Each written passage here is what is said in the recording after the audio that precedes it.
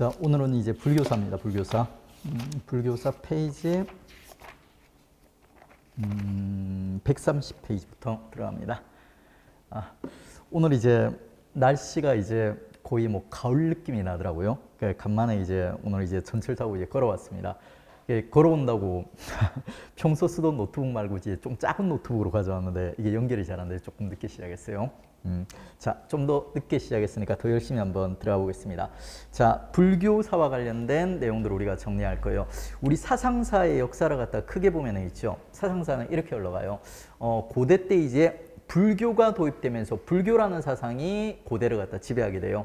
그리고 이제 거의 100% 불교사에서 고려로 오게 되면 있죠. 유교반, 불교반 해가지고 반반 시대가 열리고요. 그리고 조선 시대로 오면 억불 정책 펼치면서 100% 유학 성리학 시대가 열리게 돼요. 그러니까 우리 고대 사상사의 흐름은 불교에서 유교로 옮겨가는 흐름으로 이제 큰 흐름을 잡아주고요. 불교가 이제 먼저 주도권을 장악했기 때문에 우리는 불교사부터 정리해 들어가도록 하겠습니다. 자, 시대별로 이제 불교가 이제 어떤 색깔을 가지고 어떻게 발전해 갔는지를 정리해 가셔야 돼요. 그리고 그 과정에서 큰 역할을 수행했던 주요 승려들이 있거든요. 승려들을 갖다 구별하시고. 자, 먼저 이제 첫 번째 삼국시대. 삼국시대는 가장 주인공, 불교사와 관련된 가장 핵심적인 내용은 삼국시대 때 불교가 수용이 됐어요. 중앙집권화의 맥락에서 불교가 수용이 됐어요. 그리고 이게 정치사적으로 중앙집권화와 아주 밀접한 관련, 중요한 역사적 의미를 가지고 있기 때문에 우리가 정치사에서 이미 강조해서 배웠던 내용이에요. 불교의 수용과 관련해 가지고 이제 삼국시대 때 가장 핵심적인 내용들을 한번 정리해 보겠습니다. 자, 고구려에서는 있죠. 소수림왕 때 불교 수용은 율령반포랑 다르게 있죠. 불교가 어느 왕 때 수용되었다. 여기서 끝나는 게 아니라고 했어요. 어느 나라로부터 누가 가져왔다까지 기억을 하셔야지 지식이 완성되는 겁니다. 자, 소수림왕 때 있죠.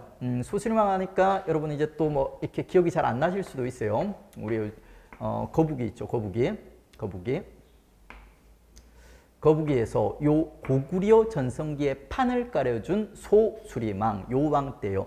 요 왕 때 순도와 아도라는 인물이 있지 않습니까? 북중국 전진으로부터 불교를 수용하는 모습을 보여줍니다. 그리고 이 벌건 글씨로 되어 있는 승려들이 있지 않습니까? 얘들은 시험에 거의 안 나온다고 보시면 돼요. 나와도 주인공이 될 확률이 상당히 낮은 애입니다. 나중에 심화로 가면 여기서 몇 명을 챙겨야 돼요. 근데 지금 단계에서는 손댈 필요가 없습니다. 승려 때문에 불교가 너무 어렵습니다. 이런 학생들이 있어요. 근데 이거는 공부하는 요령이 없는 학생이에요. 통일신라의 2+2, 4명, 그리고 고려의 2+2, 4명. 이 8명의 승려에서 거의 그 승려와 관련된 문제 80, 90%가 형성이 되고 있어요. 그러니까 이 8명만 제대로 잡아도 어지간한 문제, 되게 특이한 문제 아니고는 다 푸는 거예요. 근데 이제 뭐 이상한 승려들이랑 얘들이랑 8명이랑 거의 비슷하게 공부를 하다 보니까 막 중심을 못 잡다 보니까 승려 보고 이제 어렵다고 하는 거예요. 안 어렵습니다. 자, 그 다음에 이제 백제, 침류왕 때 동진으로부터 마라난타가 가져왔다. 침류왕의 유일한 업적이죠. 그 다음에 이제 백제 성왕 때 나름대로 유명한 2명의 승려가 활동해요. 국내에서 겸익, 그리고 이제 해외에서 일본의 노리사치계가 불교를 갖다 전파했던 사건, 성왕 때 우리 다 정리한 내용입니다. 자, 그리고 이제 신라가 있죠. 불교를 가장 늦게 받아들이는데 가장 뜨겁게 받아들인다고 했어요. 신라는 좀 특징이 뭐냐면 불교를 2단계로 받아들여요. 일단 다른 나라는 불교를 수용하는 단계에서 그냥 공인해버려요. 그런데 그 신라에서는 불교를 받아들이는데 토착신앙이 너무 강해가서 있죠. 100년 동안 불교가 공인되지는 못해요. 신라가 깡촌이다 보니까 이상한 토착신앙, 미신이 너무 강했던 겁니다. 그래서 이제 받아들인 거는 신라 눌주왕 때 고구려로부터 묵호자라는 인물이 이제 가져왔고요. 그리고 이제 100년 후에 6세기 때 공인이 되는 거예요. 법흥왕 때 이차돈이라는 인물이 기적을 보여주면서 순교를 하는 거예요. 그러면서 드디어 불교가 공인되게 된다. 신라만 있죠. 다른 나라랑 다르게 불교가 2단계를 거쳐가지고 수용된다. 처음에 수용되고 100년 후에 공인되게 된다. 이렇게 이제 힘들게 불교를 받아들인 신라가 가장 뜨겁게 불교를 갖다가 사용을 하게 됩니다. 다른 나라에는 없는 있죠. 불교식 왕명시대가 있어요. 법흥왕, 불교 오타쿠예요. 이 법이 율령할 때 법이 아니라 불법할 때 법자예요. 그러니까 불법을 흥하게 한 왕에서 법흥왕이에요. 법흥왕 때부터 시작해가지고 여왕들까지, 무령왕부터는 중국식 왕호 쓰거든요. 그래가지고 이제 법흥왕부터 여왕들까지, 요까지가 이제 불교식 왕명시대. 그리고 이제 그까지 이제 정리해 주시면 돼요.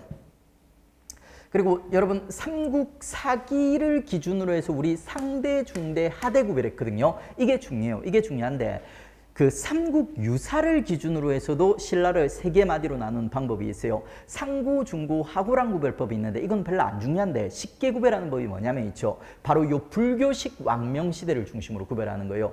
불교식 왕명시대가 중고예요. 중고. 이전 시대는 상고, 이후 시대는 하고예요. 하고. 삼국유사라는 책을 쓴 인물이 일현이라는 승려거든요. 불교를 되게 중시했던 거예요. 그래서 이제 불교식 왕명을 쓴 시대가 이 사람이 봤을 때는 신라의 가장 중요한 전성기라고 본 거예요. 그래서 이 이전을 상고, 이 이후를 하고 구별했는데 이거는 심화 문제에서 등장합니다. 하지만 어렵지가 않죠. 자, 다음에 이제 진흥왕. 진흥왕은 왕권 강화를 위해서 불교를 잘 써먹었던 왕입니다. 스스로를 전륜성왕이랑 칭했는데 전륜성왕은 뭔 말이냐면 있죠. 불교계에서 아주 위대한 세상을 지배하는 왕이 있어요. 그 왕이 전륜성왕인데 차칭 전륜성왕이라 칭했던 거예요. 그리고 이제 해량을 지금 외울 필요는 없는데 국통, 주통하면서 유명한 승려들을 갖다가 있죠. 국가적 차원에서 이제 이름을 주고 관리를 하기 시작했던 거예요. 그리고 얘들을 써먹었던 거예요. 가지고 이제 우리 이제 그 대갈통 짜장 기억나시죠? 그래가지고 이제 신라는 통계열로 불교로 갖다가 승려들을 갖다 관리하였다. 이렇게 기억을 하십시오. 고려는 사계열이요. 스승사, 국사, 왕사 이렇게 부르는데 신라는 국통, 주통, 통계열이요. 요 두 개만 구별할 줄 알면 됩니다. 그리고 이제 진평왕 때 원광이 이제 세속 5개 글사표 같은 걸 통해서 이제 호국불교 흔적을 갖다 보여줬었죠. 그리고 썬덕예왕 때 있지 않습니까? 짜장이라는 인물이 그 황룡사 구축목탑 있지 않습니까? 구축목탑을 갖다 건립하자고 선덕여왕을 갖다 꼬셨죠. 그리고 얘가 이제 별명이 대국통, 대갈통이라고 했습니다. 자, 그리고 신라가 가장 늦게 불교를 받아들였지만 가장 뜨겁게 받아들였다. 자, 다음에 이제 삼국불교의 이제 전반적인 이 성격, 우리가 주요 성격들 체크해 보면 그 삼국시대 불교는 결국에는 중앙집권화의 도구로서 나라를 강하게 하고 나라를 지키기 위한 도구로서 도입이 됐어요. 그래서 이제 중앙으로 힘을 몰아주는 성격이 강했던 거예요. 왕실불교, 왕죽불사상, 왕이 곧 부처다 해서 왕권 강화에 기여를 했고요. 그 다음에 이제 귀족들도 지지하는 모습들을 갖다 보여줘요. 윤회설이란 말은 그 삶이 돌고 돈다는 거예요. 계속 돌고 도는데 전생에 내 삶이 어땠냐에 따라서 다음 생이 결정되는 거예요. 내가 귀족으로 태어난 거는 전생에 내가 좋은 일들을 많이 쌓아서 귀족으로 태어난 거야 하면서 귀족들도 그리고 왕을 지지해 줬던 거예요. 그게 바로 이제 중앙집권화에 기여했다는 불교의 성격입니다. 근데 요 귀족 불교, 왕실 불교보다 더 중요한 키워드가 뭐냐면 시험에서 더 중요한 키워드는 삼국시대 불교는 있지 않습니까? 불교의 대중화가 이루어지지 않았다. 그러니까 귀족들, 왕이라든지 귀족을 위한 불교였고 아직 불교의 대중화는 이루어지지 못했다. 삼국시대. 요게 시험의 포인트예요. 출제 포인트예요. 불교 대중화는 나중에 통일신라부터 시작됩니다. 삼국시대 때 불교 대중화, 민간의 불교가 대중화되었다. 이런 키워드가 나오면 무조건 틀린 선지예요. 자주 출제되는 오답 선지입니다. 그 다음에 이제 요 불교가 이제 삼국시대 전쟁이 활발하게 일어나고 있을 때 나라를 지키려는 있죠. 호국불교적 성격이 또 강하게 드러나게 돼요. 특히 신라에서 백자강의 인왕경은 그냥 외우세요. 그냥 외우세요. 백자강해라는 지폐가 있는데 이 지폐에서 뭘 하냐면 인왕경이란 경전을 읊어요. 이 인왕경이 나라를 지키자는 호국하자는 내용이 담겨 있는 글입니다. 그래가지고 이제 백자강의 인왕경은 그냥 외우십시오. 호국불교의 흔적이 담겨 있는 키워드들이다. 그리고 이제 팔간에 있지 않습니까? 우리 팔간에 어디서 처음 봤냐면은 그 태조 왕건이 있지 않습니까? 왕건의 숭불정책에서 팔간의 연등회를 우리가 구경을 했어요. 그 팔간의 연등회가 실제로 전부 다 진흥왕 때 시작이 됐어요. 진흥왕 때, 신라 때 시작이 된 거예요. 그리고 이 중에서 팔간에는 있지 않습니까? 이게 원래는 위령제 형태예요. 전쟁에서 사람들이 많이 죽으니까 이 영혼들을 갖다 위로하기 위한 행사로서 팔간회가 열렸는데 이 팔간회를 갖다가 승려들이 주도를 했던 거예요. 승려들이. 그러면서 이제 불교 플러스 기타 사상들이 결합된 형사로서 팔간회가 자리 잡은 거예요. 이게 이제 이 팔간회 죽은 그 영혼들 있지 않습니까? 전쟁에서 이제 전사한 이런 영혼을 갖다 위로하는 이 행사도 이제 호국불교의 행사로서 평가받습니다. 그리고 이미 우리 봤던 뭐 원강의 세속우개 같은 거, 걸사표, 그리고 이제 짜장의 황룡사, 구축목타 이런 것들 전부 호국불교의 흔적으로 볼 수 있습니다. 제가 이거 연결하는 새로운 암기 팁을 하나 만들었는데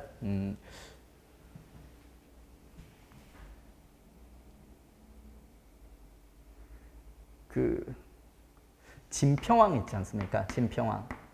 진평왕 그리고 진평왕의 딸들 선덕교왕, 진덕교왕 이렇게 있죠. 요게 이제 7세기 전반에 되게 평범한 신라의 이제 3대 왕들이에요. 이 왕들이 이제 호국불교라든지 혹은 그러니까 중국과의 관계 개선을 통해서 신라를 살려보려고 아둥바둥했던 그 왕들이에요. 그러니까 요 진평왕의 업적 시험에 2개 나오는 게 원강의 세속우개와 걸사표거든요. 그래가지고 이제 요거를 갖다 암기할 때 세속 오골 걸그룹이에요. 걸그룹 5명의 걸그룹이에요. 아주 세속적인 진짜 평범하게 생긴 있죠. 세속적인 5명의 걸그룹이에요. 그래가지고 진평왕의 세속오개와 걸사표를 연결해서 암기를 하시고요. 이 세속오골의 이제 뭐 센터 2명이 썬덕교왕과 찐덕교왕이에요. 찐덕교왕. 자, 이렇게 해가지고 이제 진평왕의 이제 세속 오골 해가지고 이제 2개 키워드 그리고 이제 선덕여왕, 진덕여왕까지 연결해 주십시오. 자, 그 다음에 이제 또 그 삼국불교의 이제 그 밖의 특징들 보면 뭐 중요한 특징은 아닌데 삼국시대 특히 인기가 좋았던 부처님이 미륵불이에요. 미륵불은 미래에 와서 세상을 구하실 부처님이에요. 현세에서 사람들이 불만이 너무 많은 거예요. 맨날 전쟁이 일어나고 맨날 사람들 죽고 현실을 살기 어려우니까 그게 미륵보살이 인기가 가장 좋았던 거예요. 이 시기 때. 그래서 이제 각국에서 미륵보살 반가사유상, 미륵보살님이 반가부좌를 들고 고민하고 있는 모습이에요. 그게 미륵보살 반가사유상 삼국시대 때 유행하게 됩니다. 그 다음에 여러분 화랑 있지 않습니까? 화랑의 그 롤모델이 미륵불이에요. 미래에 오실 부처님이니까 막 늙은 할아버지 부처님이 아니라 파릇파릇한 미소년 부처님이 있죠. 그 캐릭터가 바로 이제 미륵이에요. 그래가지고 이제 화랑이 미륵을 갖다가 이렇게 그 롤모델로 해서 이제 형성된 캐릭터가 화랑이에요. 화랑.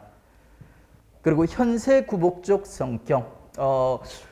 원래 이제 신라에서 토착신앙이 불교를 갖다 거부했어요. 거부하다가 2차돈이 기적을 갖다 일으키면서 결국에는 불교를 갖다 수용하는데 그 수용하는 단계에서 토착신앙들이랑 결합을 하게 돼요. 그래 이제 토착신앙들이 가지고 있는 현세 구복적, 현세에서 복을 구하는 성격들이 있죠. 이런 것들이 우리 불교에서 아주 강한 특징을 갖다 보여주고 있습니다. 원래 불교는 되게 수준 높은 고등 사상이에요. 그러니까 스스로 수행을 통해 가지고 스스로가 깨달음을 얻어서 부처가 되고자 하는 사상이에요. 뭐 시험에 합격하게 해주세요. 뭐 돈 많이 벌게 해주세요. 이런 거는 원래는 불교의 기본적인 성향이랑 달라요. 우리나라 토착신앙이랑 결합돼서 이런 성향들, 구복적 성향들이 드러나게 되는 겁니다. 원래 불교는 이런 게 아니에요. 자, 이렇게 해서 이제 삼국시대 불교 수용과 관련된 내용들 정리해 봤고요. 그 다음에 이제 통일신라로 넘어가겠습니다. 통일신라의 이제 불교계의 핵심 주제는 있죠. 불교계의 대중화예요. 대중화. 이 불교계의 대중화를 이끌었던 2명의 있죠. 주인공이 있어요. 원효 들어보셨죠? 원효와 원효의 절친 의상이 있어요. 그 다음에 이제 그 밖에 플러스 2 플러스 2 해가지고 C급, D급 정도 되는 승려 2이 있어요. 요 4명의 승려만 확실히 잡으시면 통일신라의 이제 불교계의 주인공들을 우리가 잡을 수 있습니다. 그 2 플러스 2 한번 접근해보죠. 먼저 이제 주인공 2명의 주인공.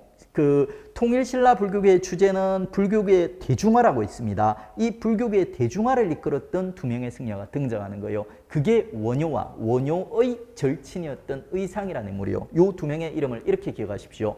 원효의 상대 라이벌 의상 해서 원효 의상 이렇게 기억을 하십시오. 나중에 의천이 나오기 때문에 의천이랑 구별하려면 이렇게 이제 캐릭터를 잡아주시면 좋아요. 실제 둘이 절친이었어요. 둘이 절친이었고 둘이 신라에서 경주에서 같이 이제 공부를 갔다 열심히 불도를 닦다가 있죠. 얘들이 자 당시 이제 당나라 있지 않습니까? 당나라로 유학을 가가지고 이제 공부를 하기로 이제 마음을 먹는 거예요. 그 2명이서 이제 열심히 이제 공부를 하기 위해서 당나라로 가기 위해서 당나라 가려면 요 당항성으로 가야 되지 않습니까? 신라에서 이제 당항성으로 이제 가는 겁니다. 근데 이제 가다가 하루는 이제 어느 날 하루 밤에 해가 저물어 버렸어요. 산을 넘고 있는 과정에서. 그래가지고 이제 이 산에서 얘들이 이제 하루 노숙을 하게 되고 비를 피하기 위해서 동굴에서 하루를 갖다 묵게 되는 거예요. 그리고 이제 그 동굴에서 하루를 묵는 과정에서 밤에 목이 되게 말랐나 봐요. 그래가지고 애들이 이제 불도 없고 어둠 속에서 더듬더듬 해가지고 혹시 마실 물이 없나 찾아봤던 거예요. 근데 때마침 운이 좋게도 있지 않습니까? 예쁜 바가지가 하나 있고 그 바가지에 물이 담겨 있었던 거예요. 그 물을 갖다 밤에 둘이서 되게 맛있게 나눠 마셨어. 그리고 이제 아침에 해가 뜨고 이제 다시 길을 갖다 가야 되는 거예요. 그 상황에서 어젯밤에 마신 물이 너무 맛있어가지고 다시 이제 그 물을 갖다 조금 마시고 이제 가려고 그 물을 찾게 되는데 그 물을 갖다 찾아보니까 그게 그릇이 아니라 해골 바가지였고 해골 바가지 안에 썩은 골수가 맺혀 있었던 거예요. 그 물을 갖다 둘이서 이제 맛있다고 마시고 했던 겁니다. 둘이서 이제 오바이트 하고 난리가 난 거예요. 그리고 그 경험을 통해 가지고 원효는 있죠. 원효는 깨달음을 갖다 얻게 돼요. 아, 세상 만물은 내가 어떻게 생각하냐에 따라서 결정이 되구나. 일체 유심조, 모든 것이 마음먹기에 달려있다는 걸 갖다 깨닫게 되는 거예요. 그래서 원효는 있지 않습니까? 야, 내가 불도를 닦는데 이게 경주에서 불도를 닦거나 아니면은 당나라에서 불도를 닦거나 이거는 중요한 게 아니라는 거예요. 내 마음먹기 나름이라는 걸 깨닫게 되고 원효는 당으로 가던 유학을 멈추고 다시 경주로 돌아오는 모습을 보여줍니다. 그 다음에 이제 의상은 있죠. 깨달음이 좀 부족했나 봐요. 그래서 의상은 그냥 계속 가던 일 가가지고 당나라로 건너가서 공부를 하고 나중에 돌아와서 활동을 갖다 하게 돼요. 원효가 한 템포 더 빨리 활동을 하게 됩니다. 그래가지고 원효가 이제 경주로 돌아왔어요. 돌아와가지고 이제 깨달음을 얻었으니까 열심히 불도를 닦아야지 하면서 이제 불도를 갖다 닦으려고 했어요. 근데 아니나 다를까 여러분도 그런 경우 있을 거예요. 그러니까 여러분이 이제 큰 마음을 먹고 어떤 계기가 있어가지고 정말 오늘부터는 열심히 공부를 해야지 하면은 누군가 방해를 해요. 엄마가 심부름을 시키거나 친구가 놀자고 전화가 오거나 아니면 컴퓨터가 안 켜지거나 뭐 이런 일들이 생기는 거예요. 원효도 정말 이제 큰 마음을 먹고 불도를 닦으려고 했는데 누가 옆구리를 계속 툭툭툭 찌르면서 불도를 갖다 못 닦게 했던 거예요. 그 옆구리를 찌르면서 그 사람이 하는 얘기가 뭐냐면 야 내가 여자 하나 소개시켜줄게 하면 소개받아 보라는 거예요. 그 원효가 제가 승려인데요? 근데 그렇게 했음에도 불구하고 계속 옆구리를 찌르면서 그래도 괜찮으니까 일단 한번 소개받아 보라는 거예요. 그러니까 근데 그 옆구리를 찌르는 사람이 평범한 사람이 아니고 있죠. 그 신라의 당대 왕이었던 태종 무열왕이었던 거예요. 백제를 멸망시킨 그 무열왕. 그 무열왕의 딸이 요속공주라는 과부가 된 공주가 있었는데 이 요속공주가 원효 팬이었던 거예요. 그래가지고 이제 아빠한테 얘기해가지고 원효를 갖다 계속 소개시켜달라고 졸랐던 겁니다. 그래가지고 이제 그래가지고 결국 이제 원효가 할 수 없이 있지 않습니까? 요속공주를 갖다 만나러 가게 돼요. 그리고 요속공주를 갖다 만났는데 뜻밖의 있지 않습니까? 원효 스타일이었던 거예요. 원효 마음에 들었던 거예요. 그래가지고 원효가 결국에는 환속, 승려의 신분에서 일반인으로 돌아와가지고 있죠. 요속공주랑 한동안 결혼 생활을 갖다 하게 됩니다. 그 사이에서 태어난 똘똘한 애가 누구냐면 설총이에요. 설총. 신문왕이랑 같이 활동했던 설총 기억나시죠? 그러니까 신문왕이랑 거의 사촌관계예요. 고종사촌관계. 가지고 이제 원효가 이 요속공주랑 결혼 생활하면서 한동안 있죠. 사람들이랑 이제 같이 생활하는 거예요. 그 같이 생활하면서 원효가 정말 안타까움을 갖다 느꼈습니다.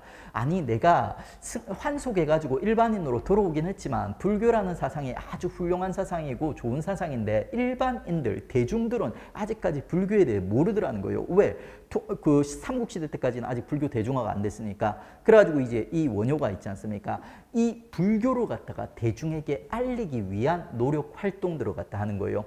스스로를 갖다 소성거사, 소성이란 말은 성품이 작은 평범한 사람 이런 뜻이에요. 스스로를 아주 소성거사로 이제 낮추면서 있지 않습니까? 무예라는 박을 들고 있지 않습니까? 노래를 부르면서 아주 쉬운 버전으로 불교를 갖다 민간에 전파를 했던 거예요. 불도라는 게 되게 어려워요. 철학적이고 어려워요. 그러다 보니까 어려운 말로 사람들한테 전파하면 사람들이 못 알아듣는 거예요. 무식한 사람들이. 그래가지고 이제 쉬운 버전으로 박을 두드리면서 춤을 추면서 춤과 노래로서 불교로 갖다가 이제 스스로를 낮춰가면서 전파를 했던 거예요. 그게 이제 원효입니다. 근데 이제 원효가 이제 이 무예가를 갖다 열심히 부르고 댄스를 열심히 추다가 있지 않습니까? 이때쯤 되면 나이가 좀 있거든요. 그러다 보니까 막 이렇게 무릎도 쑤시고 체력도 딸리고 이런 거예요. 그래가지고 좀 더 쉬운 버전으로 좀 더 많은 사람들에게 불교를 전파할 수 있는 방법이 없을까 고민을 하다가 있지 않습니까? 업그레이드된 방법을 내놓는데 그게 바로 이제 정토종 아미타 신앙이라는 거예요. 불교에는 세계관이 멀티한 세계관이에요. 우리가 살고 있는 현세가 있지 않습니까? 이 현세 하나로만 이루어져 있는 게 아니라 여러 가지 세상이 동시에 멀티하게 공존하고 있는 거예요. 그 여러 세상 중에 하나가 있지 않습니까? 서방 정토라는 세상이에요. 그 기독교에서 천국 같은 세상이에요. 현세에서 우리가 아주 좋은 착한 일을 많이 했을 때 죽고 나면 가는 이제 서방 정토라는 천국 같은 세상이 있고요. 그리고 그 서방 정토를 다스리는 부처님이 있는 거야. 각각의 세상을 다스리는 부처님들이 있어요. 우리 세상을, 우리가 사는 세상을 다스리는 부처님이 본존불, 여러분 석가모니 들어보실 거예요. 석가모니 불이 우리가 사는 세상을 다스리는 부처님이에요. 그리고 이제 요 서방 정토를 다스리는 부처님이 아미타불이고요. 이 아미타불을 갖다가 원효가 이게 소개시켜줬던 거예요. 뭐라고? 너네 현세가 지금 되게 힘들지 그러니까 힘든데 이 힘든 중에서 너네 어려운 불도는 필요 없고 그냥 이 진심으로 아미타불을 갖다 열심히 부르라는 거예요. 그러면 너네 나중에 현세는 힘들어도 죽고 나면은 이 아미타불이 다스리는 천국 같은 세상에서 다시 태어날 수 있다는 거예요. 가지고 이제 나무 아미타불이라는 연부를 알려주는 거예요. 나무가 내 모든 것을 다 바치겠습니다. 귀하겠습니다. 뭐 이런 의미예요. 이런 식으로 해가지고 이제 원효가 불교계 대중화를 갖다 스타트하게 됩니다. 자, 그리고 이제 의상이라는 인물 있지 않습니까? 유학파 의상이 이제 드디어 돌아오는 거예요. 중국에서도 이 아미타 신앙을 통한 불교계 대중화가 이미 이루어지고 있었거든요. 그래가지고 유학파인 의상이 야 나도 돌아가면은 나중에 이제 내 모국 신라에서 내가 불교계 대중화를 갖다 이끌어야지 하면서 이제 야심찬 계획을 가지고 돌아왔어. 근데 돌아와 보니까 이미 가방끈 짧은 내 친구가 있지 않습니까? 이미 불교계 대중화를 하고 있었던 거예요. 그러니까 그래가지고 이제 가방끈이 긴 의상이 있지 않습니까? 무식한 친구를 그대로 따라하기는 좀 그런 거예요. 그래서 나는 좀 더 배웠다는 걸 보여주기 위해서 있지 않습니까? 아미타불에다가 하나를 갖다 더해요. 그게 바로 간음사상 간음신앙이에요. 간음신앙. 여러분 관세음 보살이라고 한번 들어보셨죠? 관세음 보살. 관세음 보살이 누구냐면 원래 보살 위의 부처님이에요. 보살이 좀 더 깨달음을 얻으면 부처님이 되는 거예요. 관세음은 원래 부처가 될 깨달음을 얻은 인물이에요. 그래가지고 이제 원래는 다른 세상으로 가가지고 부처가 돼야 되는 인물인데 이 관세음이 오지랖이 너무 넓은 거예요. 불교계의 왕건이야. 그러니까 현세 불쌍한 중생들이 있죠. 얘들이 눈에 밟힌다는 거예요. 그래가지고 이 중생들을 모두 구제하기 전에는 나는 현세를 떠돌면서 보살로서 보살행을 하겠다 하면서 이제 오지랖 넓은 애가 이제 관세음 보살이에요. 그래가지고 의상은 있지 않습니까? 내세 아미타불뿐만 아니라 현세 관세음을 갖다 플러스로 소개시켜 준 거예요. 너네 나중에 죽고 나서는 아미타불한테 가겠지만 현세 지금 너무 힘들지 않느냐? 너네 이 힘들 때 너네 마음을 갖다 위로해 줄 사람 내가 하나 더 소개시켜 줄게. 오지랖 넓은 관세음 보살. 그래가지고 이제 연부를 갖다 업그레이드 시키는 거예요. 나무 아미타불 관세음 보살. 여러분 한번 좀 들어본 연불이죠. 그러니까 이게 바로 이제 요 의상에서 완성이 되는 겁니다. 이렇게 해서 이제 원효와 원효의 상대인 의상 있죠. 두 친구가 신라 이제 불교계 대중화를 갖다 이끌게 되는 겁니다. 불교계 대중화를 이끌면서 이 두 명이 주인공이 된 거예요. 주인공이 되다 보니까 이 사람들의 다른 활동도 시험에 나오는 거야.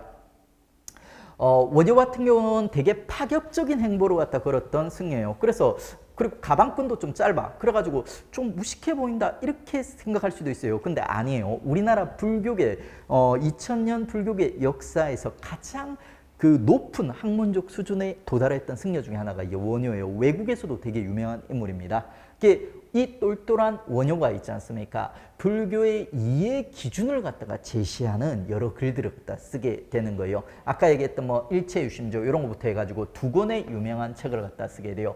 금감삼매경론이랑 대승기신론서 6글자로 끝나는 있지 않습니까?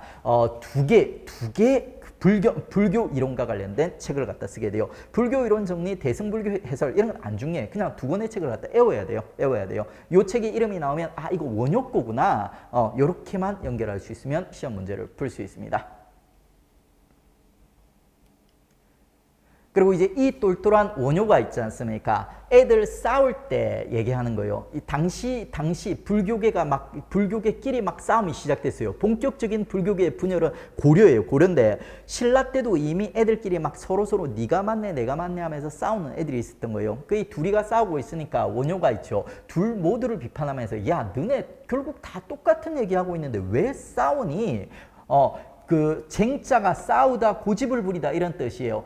싸움을 갖다 그만두고 화해를 해라 하면서 이제 화쟁을 갖다 주장하는 모습을 보여줍니다.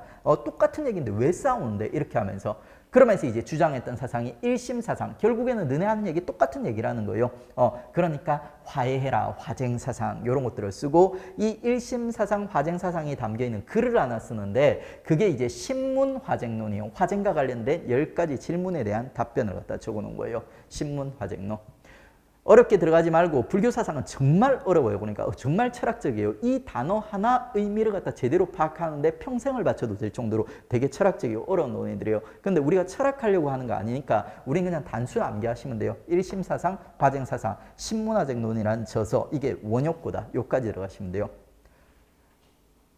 그리고 원효는 이 되게 이제 뛰어난 학생이고 되게 파격적인 승려이긴 한데 조직을 다루는 데는 좀 미흡했던 것 같아요. 그래가지고 종파를 만들긴 만드는데 그 종파가 잘 못 나가요. 그리고 종파와 관련해서는 시험에 잘 안 나옵니다. 자, 그러면 이제 원효와 관련된 내용 다 정리했고 그 다음에 이제 유학파, 의상 들어가겠습니다. 자, 의상이 중국에 당나라 가서 공부해온 사상이 뭐냐면 있죠. 당시 가장 잘 나가던 화엄 사상이라는 걸 갖다 중국에서 공부를 해온 거예요. 그 화엄 사상의 핵심적인 이론, 내용이 뭐냐? 일즉다 다즉이라는 내용이에요. 하나는 곧 모두이고 다는 곧 하나이다. 하나는 모두 곧 모두이고 모두는 곧 하나이라는 이런 사상을 갖다 주장하는 거예요. 이거를 갖다 풀어서 얘기하면 이거예요. 일직다다직의 핵심 키워드가 있죠. 서로 의존하고 조화를 이룬다. 모든 만물들은 요게 이제 화엄 사상의 핵심 요체예요. 그러니까 요런 키워드들이 나오면 의상이랑 의상의 화엄 사상으로 연결해 주시면 됩니다. 그리고 이제 이 가방끈이 긴 유학파 의상이 있죠. 책을 쓰는데 얘는 솔직히 제대로 된 책을 하나도 못 썼어요. 유학파임에도 가방끈이 길매도 불구하고 제대로 된 책을 하나도 못 썼어요. 근데 딱 하나 글을 써요. 글짓기를 써요. 200글자인가 되는 화엄 일승법계도라는 화엄 사상의 요체를 담고 있는 글을 하나 써요. 원래는 불교사적으로, 불교 사상적으로 이제 접근하자면 원효의 책들이 훨씬 더 역사적 의미가 커요. 그러니까 불교 역사에서는. 그런데 실제로 시험에 더 자주 나오는 건 요 화엄 일승법계도가 더 자주 나와요. 왜? 원효는 책을 딥다 많이 써요. 그러니까 딥다. 그래가지고 이제 그나마 제일 중요한 거 제가 2개 집어드렸는데 이거 말고도 되게 많은 책들을 써요. 근데 의상은 요거 하나밖에 안 쓴 거야. 그러다 보니까 이게 오히려 더 시험에 자주 언급됩니다. 화엄 일승법계도. 비슷한 이름이 없으니까 막 엄밀하게 외울 필요 없어요. 뉘앙스만 잡으시면 돼. 그 다음에 의상의 특징. 두 번째 특징 중에 하나가 의상은 진골 출신이에요. 원효는 육두품, 설총이 육두품이라고 했죠. 설씨가 신라 중대의 대표적인 육두품 성씨예요. 원효도 육두품이에요. 근데 의상은 있지 않습니까? 김씨 진골 출신이에요. 진골 출신. 그러다 보니까 지네집이 되게 빵빵한 거야. 정치적 영향이 아주 강한 거예요. 그래서 얘는 나중에 있지 않습니까? 문무왕, 무열왕의 아들인 문무왕한테 막 잔소리하는 모습을 보여줘요. 문무왕이 무슨 공사할 때 공사해도 되겠습니까? 하면은 백성들이 힘드니까 하지 마 하면서 잔소리하는 이런 모습을 보여줄 정도로 정치적 영향력이 아주 강했던 인물이 진골 출신 의상입니다. 그리고 이제 이런 막강한 정치적 영향력을 갖다가 등에 쥐고 있지 않습니까? 얘는 불교의 종파를 갖다가 아주 융성시키는 모습을 보여줘요. 중국에서 수입해온 화엄종을 갖다가 해동 화엄종에서 우리나라에 정착시키고 우리나라 최고의 종파로 만드는 모습을 갖다 보여줘요. 그러니까 그리고 이제 이런 그 조직력, 정치적 영향력을 바탕으로 해서 유명한 사찰들을 갖다 많이 건립하게 돼요. 가장 대표적인 게 부석사예요. 부석사. 그리고 이제 이 부속사에서 제자들도 많이 육성하고 원효랑은 색깔이 완전 다르죠. 그러니까 원효는 조직관리에 되게 미흡했는데 얘는 이제 조직관리라든지 정치적 측면에서 아주 강한 영향력을 갖다 행사했던 인물입니다. 이 두 명, 색깔이 다른 원효와 의상이라는 두 명의 친구를 갖다 잘 비교해서 정리해 주십시오. 그러면 이제 2는 정리를 했어요. 그 다음에 이제 플러스 2를 갖다 정리를 해야 돼. 플러스 2. 플러스 2는 아주 쉽습니다. 아주 쉬워요. 하나가 해초라는 인물이에요. 해초라는 인물. 해초는 그 불교 사상적으로 유명한 인물이 아니라 얘가 유명한 기행문안을 썼어요. 왕오 천축국전. 왕오 천축국전. 천축이라는 게 석가모니 나라 인도 있지 않습니까? 인도를 얘기하는 거예요. 인도까지 갔다 왔다, 갔다 온 기행문, 인도 기행문을 쓴 거야. 왕오 천축국전. 요게 이제 중앙아시아에서 이제 프랑스인이 발견을 했어요. 그래가지고 지금 프랑스에 보관이 되어 있습니다. 그리고 이 책이 당시 아주 귀한 있지 않습니까? 중앙아시아에 대한 기록들이 이제 담겨 있어가지고 세계적으로 아주 역사적 가치가 높은 책이에요. 그러니까 이 책 썼다고 유명한 해초, 왕오 천축 국전. 자, 우리 앞으로 이제 승려들을 공부하다 보면 해자 시리즈 승려들이 되게 많아요. 그러니까 헷갈려. 그래, 해자 시리즈 승려들은 구별하는 팁을 잡아놔야 돼요. 해초는 어떻게 기억을 하시면 되냐면 얘가 이제 인도까지 왔다 갔다 하면서 백기를 이용해서 배를 타고 왔다 갔다 한 거야. 그래가지고 이제 배고플 때 해초를 따먹으면서 왔다 갔다 한 거예요. 그래서 해초, 인도까지 해초를 따먹고 왔다 갔다 한 해초. 이렇게 기억하시면 끝. 그 다음에 원측. 우리 원강 오답으로서 원칙 나왔던 거 기억하시나요? 그 원칙이에요, 원칙. 이 원칙은 여러분 소유기 손오공 맨날 괴롭히는 변태 같은 법사 하나 있죠. 삼장법사 들어보셨죠? 그 삼장법사가 실존 인물이에요. 당나라 최고의 고승으로서 인도까지 갔다 온 인물이에요. 얘를 현장이라고도 불러요. 현장법사, 삼장법사 똑같은 말이에요. 이 현장이 당나라 최고 고승이었는데 이 현장에 수제자 있지 않습니까? 수제자 규기라는 인물과 논쟁을 해서 이기고 온 인물이 원칙이에요. 우리나라 지금도 그래요. 외국에서 미국이라든지 뭐 이런 유럽에서 아주 우리나라 사람이 이제 뭐 운동을 잘한다든지 뭐 학술적으로 뛰어난 성과를 갖다 거둬가지고 인정받고 오면은 국내에서도 대접을 갖다 받습니다. 그러니까 외국에서 가장 대단한 인물의 제자와 논쟁을 해서 불교 논쟁을 해서 이기고 돌아온 명성을 떨치고 돌아온 인물이에요. 그러니까 그게 이제 원칙입니다. 이런 건 애우지 마세요. 시험에 거의 안 나옵니다. 그래가지고 이제 유식한 척하고 왔다 해서 유식불교로 유명한 인물이 원칙이다. 자, 원강이랑 구별하는 방법은 있지 않습니까?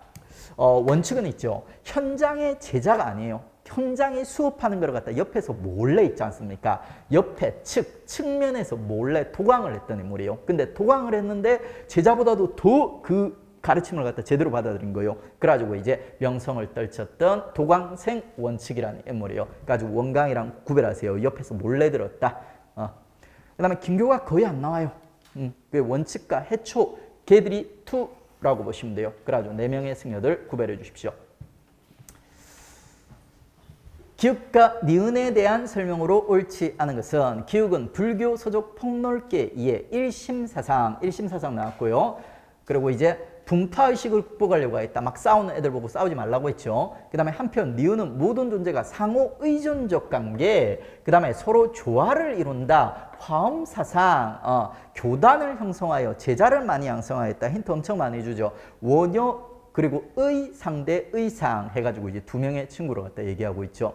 기육, 원효는 미륵신앙을 전파하고 불교 대중화의 길을 열었다. 불교 대중화는 맞아요. 그런데 미륵신앙 아니죠. 그러니까 아미타신앙 혹은 정토신앙이라고 부릅니다. 그리고 이제 2번, 기육은 무예가라는 노래 유포 일반 백성들을 교화하였다. 맞죠? 불교계 대중화와 관련되어 있습니다. 니은, 의상, 관음신앙, 아미타신앙. 친구가 아미타신앙 이미 하고 있었어요. 그래서 플러스 나는 하나 더 소개시켜 줄게. 관음, 그 다음에 화엄교단 주요신앙. 얘 화엄종이죠. 해동 화엄종을 정착시키는 인물이에요. 그 다음에 니은버, 이상. 국왕이 큰 공사 일으켜 도상 새로이 정비하려 할 때 백성들을 위해 이를 만류하였다. 문무왕한테 잔소리를 했던 정치적 영향이 아주 강한 진골 출신의 의상.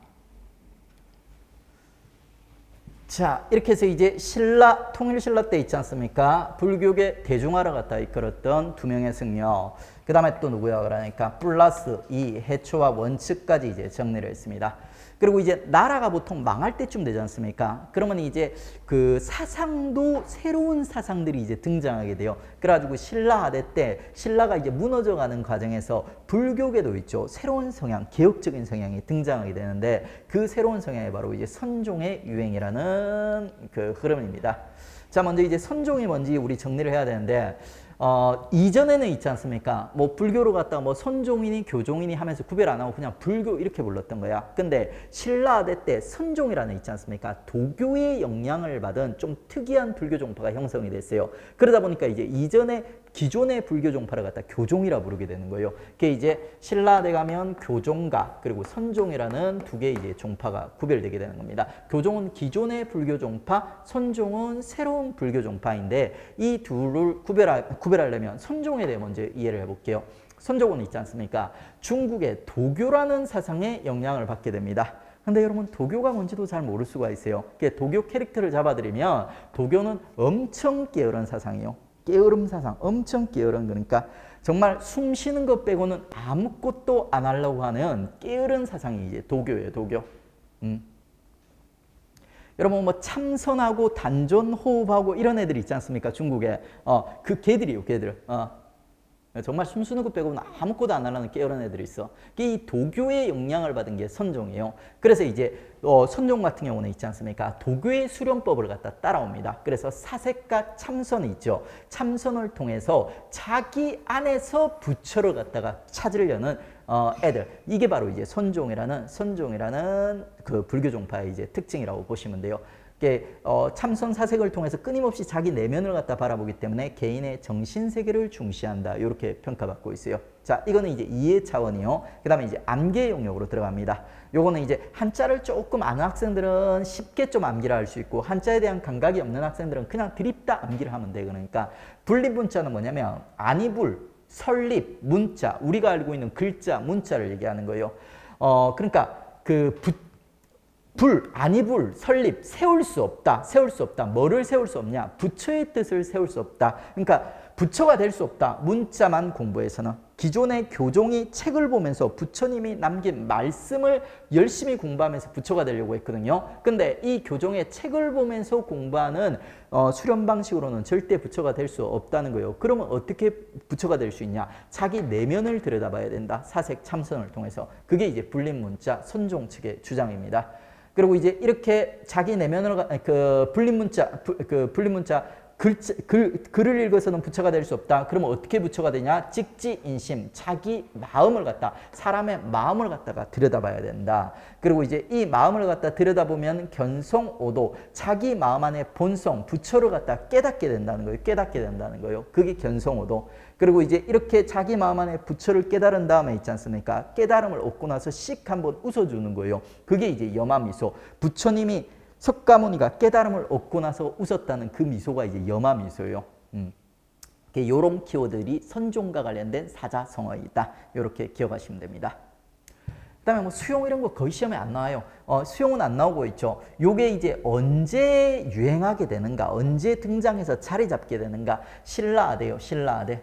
신라아대 되게 혼란스러운 시기 때 있지 않습니까? 지방의 호족이랑 결합해가지고 요 선종이 유행하고 자리 잡게 되는 거예요. 그리고 이제 요 신라아대 때 9개의 산이라고 해가지고 있죠. 선종에 9개 종파가 형성되는데 이 종파 중에 가장 먼저 형성되고 가장 유명한 종파가 가지산파의 도이라는 인물입니다.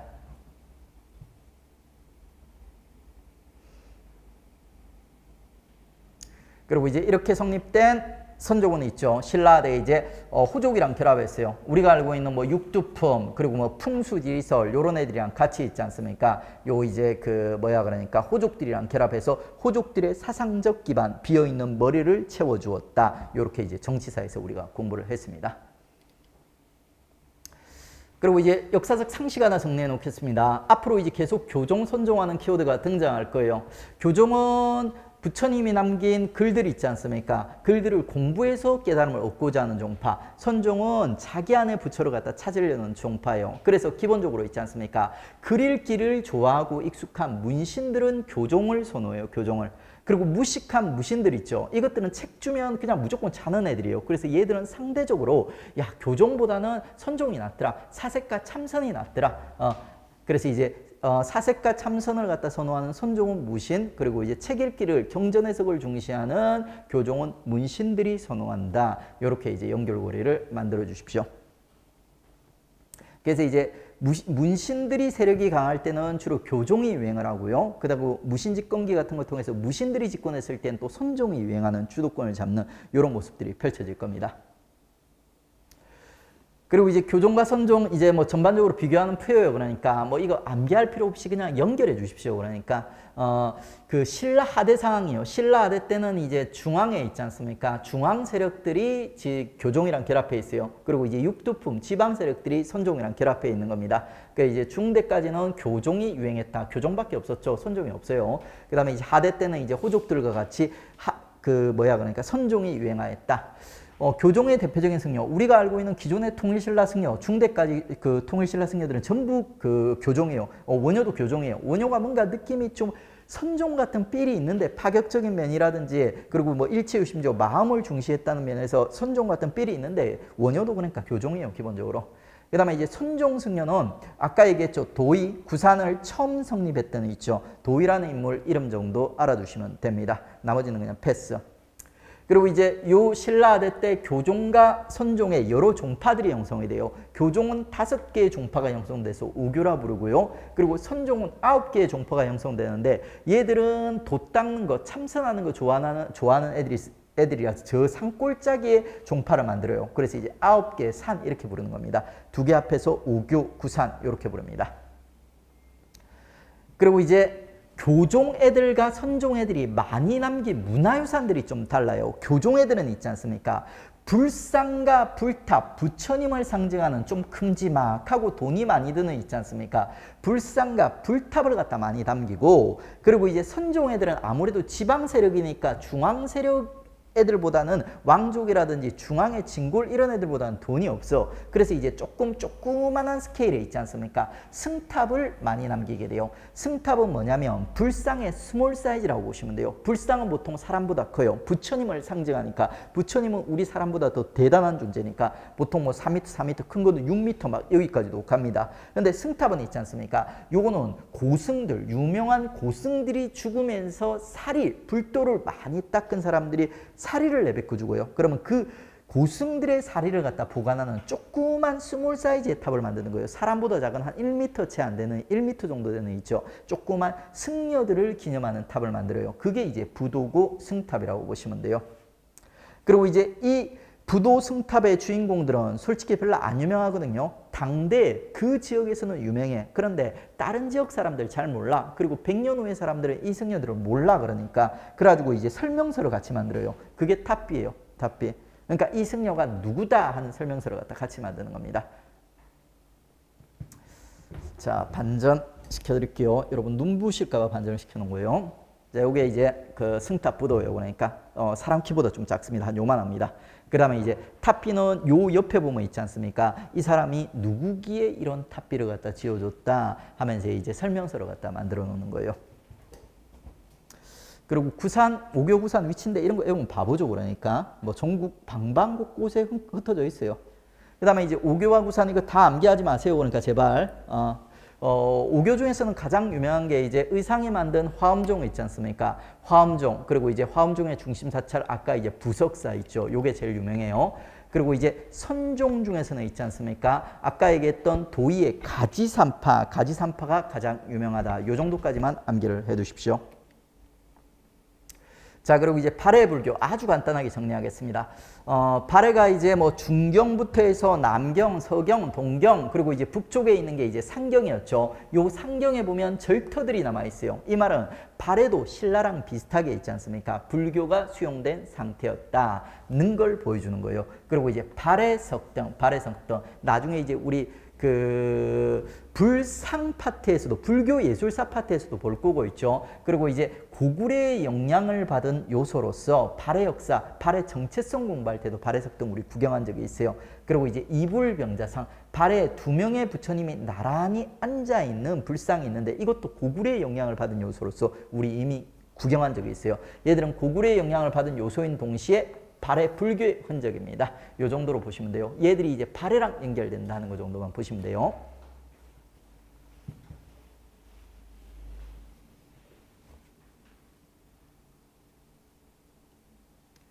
자, 다음에 이제 우리 이제 고려로 넘어가겠습니다. 고려 불교계에 있죠.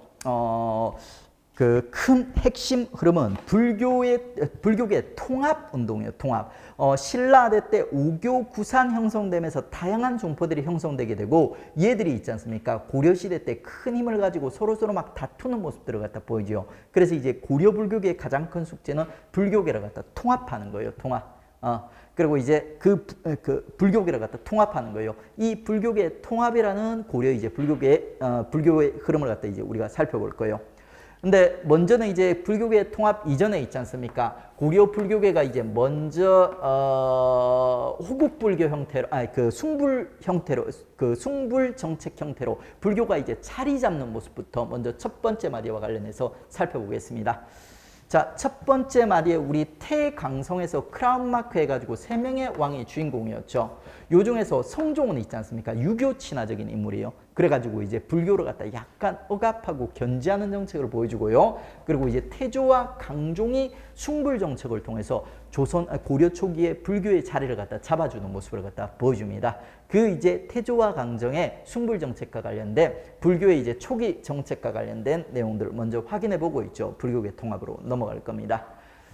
태조는 있지 않습니까? 훈요 10주에 보면 팔간의 연등회를 갖다 중시하라 이런 말을 갖다 남겼어요. 이런 식으로 이제 불교를 갖다 중시했었죠. 그리고 이제 우리 연등회와 팔간회를 갖다 이제 구별하는 데까지 한번 나가 보겠습니다. 연등회 팔간은 기본적으로 숭불 정책, 불교와 관련돼 있는 국가적 행사예요. 근데 이 두 개가 좀 미묘하게 다른 거예요. 그 차이점까지 한번 잡아보겠습니다. 연등회는 있죠. 연등이 그 불교를 상징하는 연꽃을 상징해요. 이거는 이제 순수한 불교 영사고요. 그 다음에 이제 팔간에는 있지 않습니까? 이거는 8팔자를 써서 다양한 사상들을 갖다 모두 끌어안는 포용력이 넓은 행사예요. 그러니까 그래서 이제 불교, 도교, 여러 토속 신앙이랑 관련된 행사이다. 첫 번째 차이점. 그 다음에 두 번째 차이점은 이게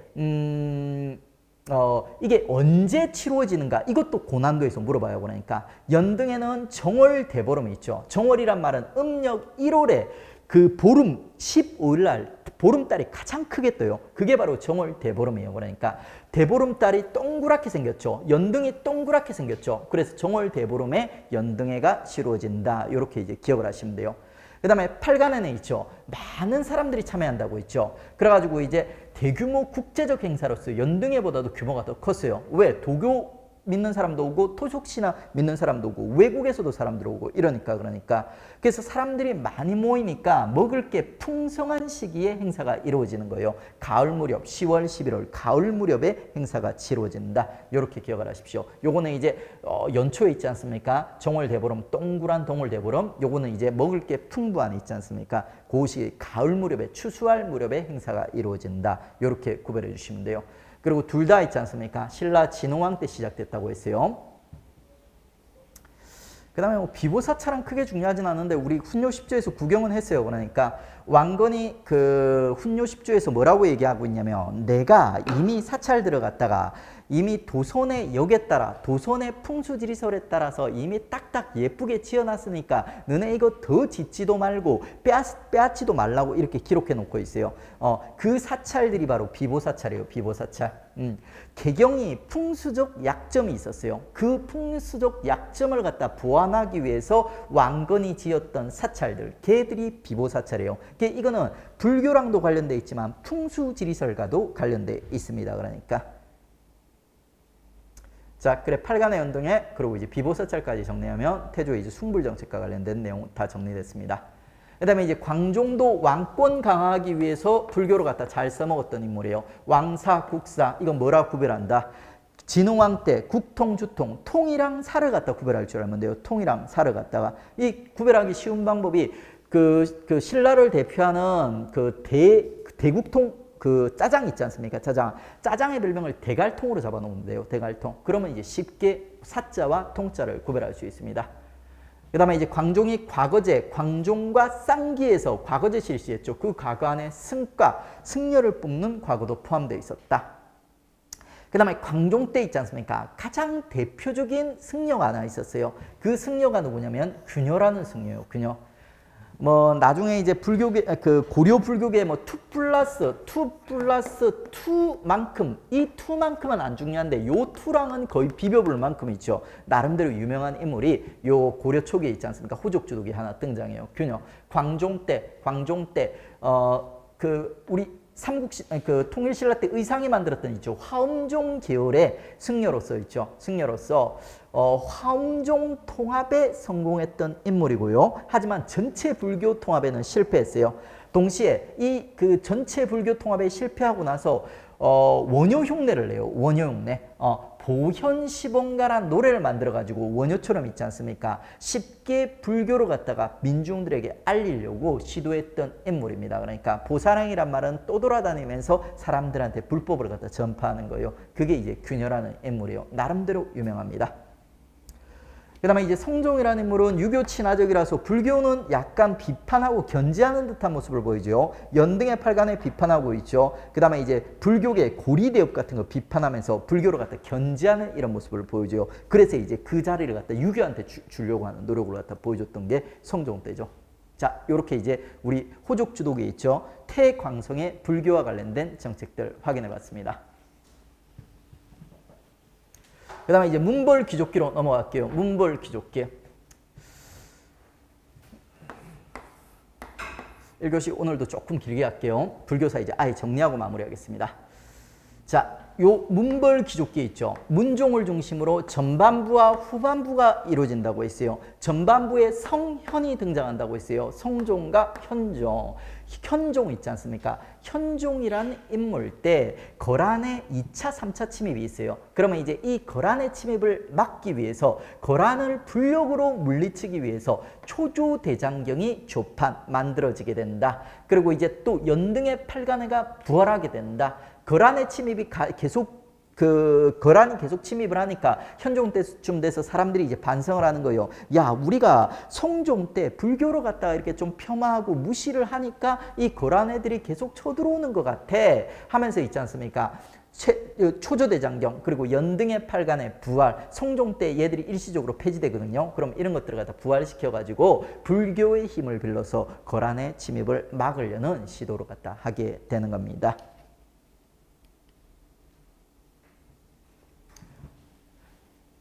그리고 이제 문종 있죠. 문종의 아들 중에 투가 처음으로 등장해요. 2+2. 고려의 진짜 주인공들 나옵니다.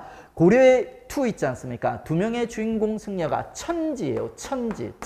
하늘과 땅이에요. 하늘과 땅이에요. 의천과 지누리라는 승려들이 등장하게 될 겁니다. 그 중에 이제 스타트를 끊는 게 의천이에요. 의천은 누구냐면 요 고려의 전성기를 이루었던 문종 있지 않습니까? 문종의 막내 아들이에요. 넷째 아들이에요. 넷째 아들. 숙종의 동생이에요. 숙종하면 누구냐면 그러니까 별무반 설치해가지고 있지 않습니까? 별무반 설치해가지고 여진족을 터벌했던 임금이 숙종이라는 임금이에요. 그 숙종의 동생이자 문종의 아들이 있죠. 의천이라는 유명한 승려가 하나 등장하는 거예요. 얘는 이제 왕실 출신으로서 왕실과 귀족들의 지원을 갖다가 받으면서 왕실 귀족과 친한이 있지 않습니까? 교종, 그리고 교종 중에서도 이제 화엄종 계열이에요. 화엄종 계열. 화엄종. 그래가지고 이제 이 화엄종을 중심으로 해가지고 있죠. 교종을 중심으로 해서 불교계를 갖다 통합하려고 시도했던 인물이 누구냐면 요 의천이라고 보시면 돼요.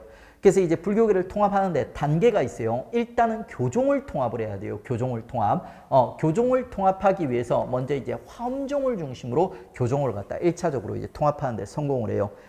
왕자다 보니까 형인 숙종이 빵빵하게 물어주다 보니까 크게 어렵지 않게 교종들을 갖다 통합하는 모습을 보여줘요. 근데 그 다음 단계 선종들을 통합을 해야 되는데 선종들이 되게 자유분방한 영혼을 가진 애들이에요. 잘 통합이 안 돼. 그리고 선종 애들이 뭐라고 반발하냐면 야, 우리가 선종인데 왜 교종, 화엄종 밑으로 들어가야 돼? 이렇게 하는 거예요. 그러니까 그래가지고 있지 않습니까? 의상이 야, 너네 화엄종 밑으로 들어오는 게 기분이 나빴구나. 그러면 화엄종 밑으로 들어오지 말고 국제적으로 명성이 높은 천태종이라는 있지 않습니까? 중국 종파를 갖다 수입해가지고 우리 천태종을 중심으로 하나로 뭉쳐보자 이렇게 했던 거예요. 그래가지고 이제 천태종을 중국에서 수입해와서 천태종을 중심으로서 선종까지도 통합하는 모습을 보여줍니다. 그리고 이제 손종으로 갖다가 설득할 때 이빨 좀 까야 되겠죠. 하면서 이제 했던 얘기들이 뭐냐면 교간겸수 내외겸전이라는 얘기예요. 부처가 되기 위해서는 교는 바로 교종의 가르침이요. 관은 볼관자, 자기 내면을 갖다 들여다보는 거예요. 요거는 선종의 수련법이요. 교종과 선종의 수련법을 겸해서 닦아야지 부처가 될 수 있다. 이렇게 얘기하는 거예요.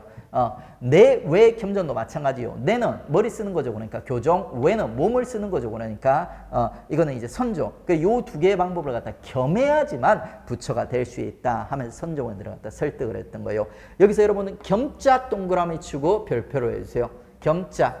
자, 수련 방법이 나왔는데 겸자가 나왔다. 그러면 겸둥이 의천이에요. 겸둥이 의천. 성상 겸학은 별로 안 중요하지만 여기도 겸 들어가죠. 그러니까 사자성어 수련 방법이 나왔어. 근데 이제 겸자가 들어갔어. 그럼 겸둥이 의천이에요. 의천. 막내 아들 겸둥이 의천. 그다음에 저서 이런 거 참 안 나요. 이거 원래 그 초록색 칠해야 되는데 제가 칠을 못했어요. 이거 정말 안 나옵니다. 자, 이렇게 이제 의천이 있지 않습니까? 왕자의 권위를 갖다가 그 권위를 바탕으로 해서 함종을 중심으로 교종, 그리고 이제 천태종을 중심으로 선종까지도 이제 통합하는 모습을 우리가 확인을 했습니다. 나름대로 이제 큰 성과를 갖다 거뒀어요. 근데 문제는 뭐냐면 이게 있지 않습니까? 자, 의천이 만든 어떤 이제 불교적 교리라든지 이런 이제 그 사상적 그 어떤 그 사상에, 의천이 만든 어떤 사상에 따른 승려들이 감복을 받아가지고 불교 교단이 통합이 된 게 아니라 의천이라는 왕자의 권위, 정치적 권위를 갖다가 권위에 그러니까 복종해가지고 애들이 이제 통합이 된 거예요. 그래가지고 사상적으로 통합된 게 아니라 단순히 교단만 하나로 의천 밑으로 뭉쳤던 거예요. 그러다 보니까 얘들이 정작 중요한 교리 통합이 이루어지지 못했고 있죠. 의천이 죽고 나면은 금방 다시 다 뿔뿔이 흩어져 버리는 거예요. 요게 이제 의천의 불교계 통합의 이제 한계입니다. 그 다음에 두 번째 의천의 한계는 뭐냐면 의천 자체가 왕족이에요. 왕족. 고려 최고의 기득권이에요. 최고의 기득권. 그러다 보니까 기득권들이 자행하고 있는 여러 가지 불교계 폐단들이 있는데 그 폐단을 갖다가 제대로 개혁하지 못했다는 거예요. 중이 제 머리 못 깎는다 이렇게 얘기하죠. 그러니까 이게 이제 의천의 불교계 그 불교 통합, 의천의 이제 개혁의 두 가지 이제 한계라고 평가받습니다. 이 두 개의 한계를 갖다가 극복하기 위해서 등장하는 인물이 이제 진울이라는 무신직공기의 승려가 하나 등장하게 돼요. 천지 해가지고. 진울 들어가기 전에 먼저 의천의 그 밖의 업적도 한번 볼게요. 의천은 왕자 출신이기 때문에 정치적 영향이 아주 강해요. 그래서 이제 불교 말고도 있죠. 그 밖의 업적들도 등장하는 거예요. 어떤 업적이 있냐? 일단은 이제 송나라 유학파, 요 당시 이제 중국 정통왕조죠. 송나라. 그리고 이제 교장, 속장경, 요거 인쇄술에서 아주 중요하게 다뤄집니다. 고려 때 목판 인쇄술, 활판 인쇄술이 꼽히게 되는데 목판 인쇄술에 3대 대장이 있지 않습니까? 3대 대장경이에요. 3대 대장이 3대 대장경이에요. 초조대장경, 속장경, 제조대장경이 우리가 알고 있는 8만 대장경이에요. 그 3대 대장경 중에 중간에 끼어있는 짝퉁 대장경인 교장이라는 애가 있어요. 교장, 속장경이라고도 부릅니다. 얘를 갖다가 간행을 주도했던 인물이 의천이에요. 의천이 형님한테 얘기해가지고 있죠. 교장도감이란 걸 갖다가 설치해가지고 교장을 간행하는 모습을 보여줍니다. 여기서 여러분 착각하면 안 되는 게 있지 않습니까? 이거 교정도감 아니에요. 교정도감은 최충원 때 만들어진 이 권력기구예요. 교장도감은 요거는 교장이라는 속장경, 불교 경전을 간행하기 위한 임시기구예요. 도감 들어가면 무조건 고려 거예요. 임시기구란 뜻이에요. 뭐뭐를 하기 위한 임시기구, 교장을 만들기 위한 임시기구 이런 뜻이에요. 자, 일단 머릿속에 잘 자리 잡아 두십시오. 나중에 이제 인쇄술 가면 다시 한번 정리합니다. 3대 대장경 엮어서 정리를 할 거예요. 그 다음에 여러분 경제사에서 이미 확인했습니다. 그러니까 숙종에 있지 않습니까? 동생 의천이 송나라 유학파라고 했어요. 그래서 송에서는 이미 화폐를 쓰고 있었어요. 그래가지고 얘가 돌아오고 나서 형한테 얘기해가지고 우리도 화폐 사용합시다. 그래가지고 주존도감이라는 기구가 만들어져가지고 있죠. 건강하고 활기찬 삶을 위해서 해해 권원중보를 빼고는 전부 숙종 때 여러 가지 화폐들이 만들어진다고 했습니다. 그걸 건의했던 인물이 바로 의천이에요. 의천.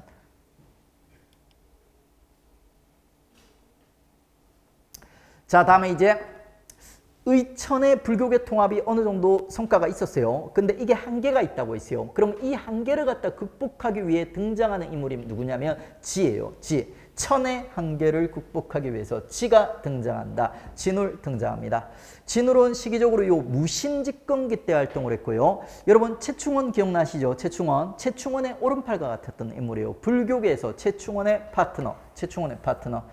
최충원 무신들의 지원 하에 있지 않습니까? 이번에는 무신이랑 친한 선종을 중심으로 불교계 통합을 갖다 주도했던 인물이에요. 의천은 교종이에요. 왕들 중앙 세력이랑 강한 교종이랑 결합했던 의천이 있다면 이제 무신집권계는 최충원 무신들의 지원을 받는 애 있죠. 선종을 중심으로 불교계를 통합하려는 애 있죠. 진울이라는 인물이 등장하게 돼요. 이 진울이라는 인물이 조계종이라는 종파를 갖다 만들어 가지고 있죠. 요 종파를 중심으로 교종까지도 통합하려는 모습을 갖다 보여줘요. 그리고 이 진울의 통합운동은 있지 않습니까? 의천의 한계를 갖다가 염두에 두고 그 한계를 뛰어넘으려는 모습들을 갖다 보여줘요. 의천은 단순하게 교리 중심의 통합이 아니라 단순하게 물리적인 교단 중심의 통합이었거든요. 그게 의천 죽고 나서 금방 찢어져 버리더라는 거예요. 그래가지고 이번에는 이제 교단 중심이 아니라 교리 중심의 통합을 갖다 시도하는 모습을 갖다 보여줘요. 그리고 이제 이 교리 중심의 통합을 갖다가 추진하면서 선종애들을 갖다 설득하면서 누가 진울이 뭐라고 얘기했냐? 도노점수 정해쌍수라는 얘기를 했어요. 도노점수 정해쌍수. 도노점수는 있죠. 요게 이제 선종의 전반적인 부처가 되는 방법이에요. 도노는 있지 않습니까? 큰 깨달음을 갖다 얻다 이런 뜻이요. 갑작스럽게 큰 깨달음. 여러분도 살아가면서 한 번, 두 번 정도는 이런 느낌을 받았을 때가 있을 거예요. 저는 한두 번 정도 있어요. 그러니까 뭔가 큰 깨달음, 삶에 있어서 큰 깨달음이 있지 않습니까? 평소에는 보이지 않던 것들이 보이고 큰 깨달음을 갖다 얻는 시기가 한두 번씩 있어요. 살아가다 보면. 근데 보통은 있죠. 그 큰 깨달음이 와도 보통은 그러니까 일상을 살아가다 보면 이 깨달음을 잊어버리고 다시 이제 속세에 찌들어서 일상적인 삶을 살아가면서 이 큰 깨달음을 갖다 잊어버리고 놓쳐버리게 되는 거예요. 근데 실제로 이제 부처가 될 사람들은 이 큰 깨달음이 오게 되면은 이 큰 깨달음을 갖다가 계속 있죠. 점점점 닦아가면서 결국에는 이제 부처가 된다는 겁니다. 큰 깨달음이 오면 그걸 갖다 이제 닦아가야 된다. 꾸준히 닦아가야 된다. 그게 도노점수라는 게 있죠. 선종에 있어서 기본적인 부처가 되는 방법입니다. 그 점수를 함에 있어서 있죠. 어떻게 수련을 해야 되는가 연결해서 얘기를 하게 되는데 그게 바로 정해쌍수예요. 정이 있지 않습니까? 참선 같은 걸 얘기하는 거예요. 자기 마음을 갖다 들여다보는 거, 선종의 수련 방법 얘기하는 거예요. 해는 지혜를 얘기하는 거예요. 책을 보는 걸 얘기하는 거예요. 그래가지고 이제 이 점수를 하는 단계에 있어서 선종의 수련 방법과 교종의 수련 방법을 쌍수 같이 닦아 나가야 된다. 이렇게 주장을 했던 거예요. 그러니까 의천이랑 결국 비슷한데 미묘하게 좀 달라요. 의천은 교관 겸수에서 교종을 먼저 선종을 다음 이렇게 얘기했죠. 근데 그 진울, 선종인 진울은 있지 않습니까? 선종의 수련법인 정을 먼저 그리고 이제 교종의 수련법인 해를 다음으로 밀어놨어요. 그러니까 의천은 있죠. 교종 중심으로 선종을 통합하려고 했던 거고 진울은 선종 중심으로 교종을 통합하려고 했던 게 사자성어에 은근히 담겨 있는 거예요. 근데 결국에는 암기예요. 요런 이제 사자성어 들어갔다 선종이랑 진울이랑 의천이랑 결합을 갖다 시켜주시면 됩니다. 제가 암기하는 팁 알려드리겠습니다. 암기하는 팁. 자, 그 의천이 겸둥이라고 있죠. 막내 아들 귀염귀염한 겸둥이에요. 그 의천이 이제 왕자다 보니까 학교 교장 선생님이 된 거예요. 의천 교장 선생님 캐릭터 특징이 뭐냐면 아주 귀여워요. 겸둥이에요. 겸둥이. 겸겸. 자, 의천. 자, 교장 만들었죠. 인쇄술과 관련된 교장. 그리고 의천과 관련된 사자성어는 무조건 겸자가 들어간다. 이렇게 이제 기억하시면 됩니다. 그 다음에 의천이 너무 귀여워가지고 이제 진울, 의천의 라이벌인 진울이 부러웠던 거예요. 그래가지고 진울이 있지 않습니까? 자기도 의천처럼 귀여워주기 위해서 어느 날 갑자기 있지 않습니까? 갑자기 자, 쌍꺼풀 수술하고 온 거예요. 쌍꺼풀 수술. 자기도 귀여워 보이기 위해서. 그래가지고 이제 도노는 도노점수, 그리고 쌍수는 뭐야? 그러니까 정해쌍수. 이렇게 해가지고 이제 진울과 관련된 사자성어들 두 문자 따주시고 요 두 개를 갖다 구별할 줄 알면 돼요. 그리고 이제 고난도로 하면 이제 사찰 이름 또 암기하는 팁이 있어요. 근데 요거를 바탕으로 확장해 갈 거예요. 의촌, 교장, 겸겸, 그리고 진울, 도노, 쌍수 요까지를 갖다 먼저 확실하게 암기를 해 주십시오.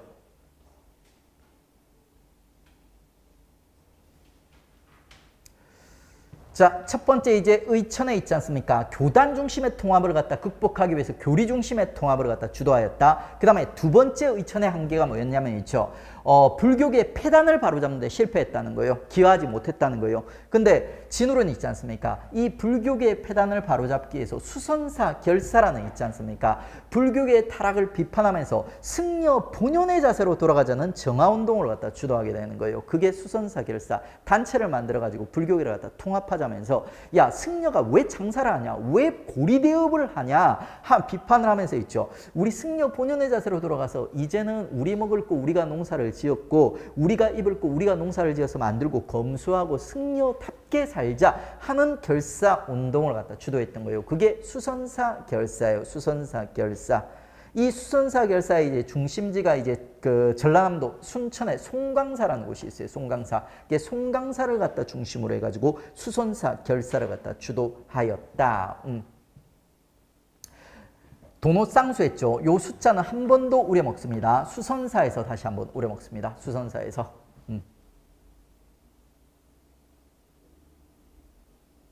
그리고 이제 이 수선사에서 수련했던 방법이 정해쌍수라는 방법으로 수련하거든요. 이 결사를 갖다 정해결사 뭐 이렇게도 부릅니다. 자, 그러면 이제 고려불국의 두 명의 주인공까지 들어갔어. 그 다음에 이제 2 정리했으니까 그 다음에 플러스 2를 정리해야 되는데 이 플러스 2가 누구냐면 있죠. 진울한테 영향을 받는 두 명의 인물이요. 의천에 의해서 진울이 영향을 받았다면 진울한테 영향을 받는 두 명의 인물이 또 등장을 하는 거야. 그 첫 번째 인물이 진울의 직계 제자인 해심이라는 인물이에요. 해자 또 나왔네. 해심이. 이 해심이는 있지 않습니까? 특징이 아주 단순하고 심플해요. 유불일치설이라는 걸 주장합니다. 해심이가 원래는 관리 출신이에요. 유학을 갔다가 시험을 보고 관료 생활을 했던 인물입니다. 근데 뭔가 좀 안 맞았나 봐요. 그러니까 저처럼. 그래가지고 이제 얘가 뛰쳐나와가지고 승려가 되는 거예요. 승려가 되는 거예요. 저도 한때 막 그런 생각 조금 해본 적이 있어요. 불교에 잠시 이제 관심을 가져본 적이 있는데 아무나 못해요. 그러니까. 가지고 이제 얘가 이제 그 관리를 그만두고 있죠. 그 다음에 이제 불교에 조금 이제 그 부처가 된 거야. 진울의 제자가 된 거야. 그래가지고 이제 불도를 열심히 닦아 보니까 있지 않습니까?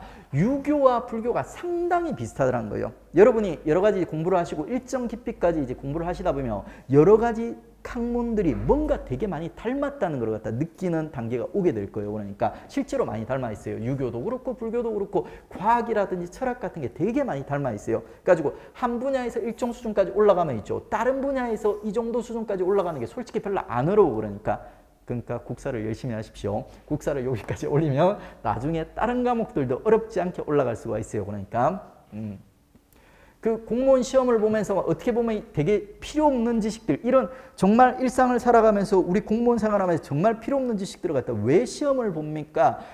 이렇게 이제 궁금해하는 학생들이 많아요. 근데 어떤 한 분야에서 필요에 따라서 이까지 수준까지 올라갈 수 있는 사람이라면 있지 않습니까? 공무원 업무에 필요한 지식들도 필요한 경우에는 얼마든지 습득할 수 있다는 거예요. 그렇기 때문에 이런 시험을 갖다 보는 겁니다. 수천 년 동안 우리 그 과거부터 해가지고 수천 년 동안 공무원 시험이랑 비슷한 시험을 갖다 계속 봐왔죠. 그러니까 이게 뭔가 이유가 있는 거예요. 이유가 있으니까 이게 나름대로 어느 정도 합리적인 이유가 있으니까 수천 년 동안 사람들이 이런 행동을 반복해 온 거예요. 그러니까 절대 이제 이렇게 막 맞는 게 아니에요. 그러니까 불합리한 게 아니에요. 그러니까 어떻게 보면 겉모습을 보면 조금 불합리해 보이기도 해요. 근데 그 내면을 들여다보면 어느 정도는 그게 이제 이유가 있기 때문에 그런 제도들이 수천 년 동안 그 유지가 되어 온 겁니다. 그러니까 공무원 시험 없애자고 하죠. 개판 납니다. 그러니까 그러면 그 거의 뭐 음서 비슷하게 돼요. 음서 비슷하게. 그 국회의원들 그리고 이제 고위 공무원들 이런 사람들 자제들 있지 않습니까? 친척들이 이런 사람들이 뭐 공무원이라든지 이런 것도 다 되어 보니까 지금 로스쿨이라든지 사시 같은 거 로스쿨 만들어지면 40페이지 됐죠. 그러니까 그 다음에 이제 뭐 의사 시험도 의전원 만들어졌죠. 그러면 이제 고위급 자제들 이런 사람들이 시험 안 보고 대부분 그러니까 뭐 연출로 뭐 스펙 같은 거 만들어가지고 다 들어가요. 그러니까 그나마 제일 공정한 게 공무원 시험이에요. 그러니까 근데 이제 이 공무원 시험을 실무라든지 그리고 이제 그 사람의 어떤 지적 능력이라든지 공무원 시험을 갖다 그 필요한 능력들을 가장 객관적으로 평가할 수 있도록 이제 만드는 거 그게 이제 필요하긴 하죠. 근데 지금 현재 제도 자체로도 어느 정도는 골라낼 수가 있어요. 그러니까 나쁘지 않은 시험입니다. 음소보다 낫죠. 가지고 이제 이 해심이가 이제 불교로 갔다 이제 공부를 해보니까 있지 않습니까? 유교랑 상당히 비슷해가지고 유불일치설이라는 주장을 하면서 있죠. 공자라든지 도교를 갖다 이끌었던 노자 이런 인물들을 전부 이제 부처님의 제자라고 구라를 치는 모습을 갖다 보여줘요. 그리고 이제 이 유불일치설이 역사적 의미를 좀 갖는 게 있지 않습니까? 요 유불일치설이 고려 후기에 성리학 수용의 사상적 기반을 마련하였다. 이렇게 역사적 평가를 받고 있어요. 해시미는 이제 유불일치설만 딱 기억을 해주시고 그 다음에 이게 이제 성리학 수용의 사상적 기반을 마련해 주었다. 요까지만 딱 기억하시면 끝입니다. 해시미.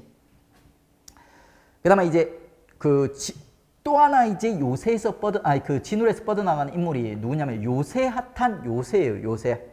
요새는 조금 특이한 게 원래는 있지 않습니까? 얘 그러니까 그 천태종 계열이에요. 교종 계열이에요. 교종 계열. 의천 계열이에요. 의천 계열. 교종 계열인데 얘가 잠시 일탈하는 거예요. 진울한테 반해가지고 진울의 수선사 결사에 일시적으로 참여하는 모습을 갖다 보여줍니다.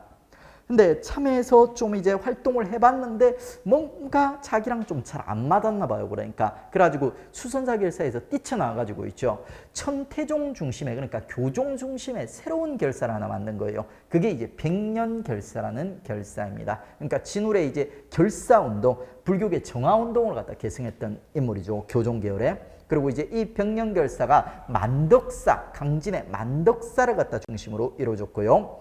이 백년결사의 중심 사상이 있지 않습니까? 천태종 계열의 천태선 혹은 법화신앙이라는 사상이 있습니다. 그러니까 천태종 계열이 교종이고 되게 좀 사상적으로 어렵거든요. 접근하기 어려워요. 그러니까 그 진입장벽이 높은 애 있죠. 천태종 교종 계열의 한계를 갖다 뛰어넘기 위한 있지 않습니까?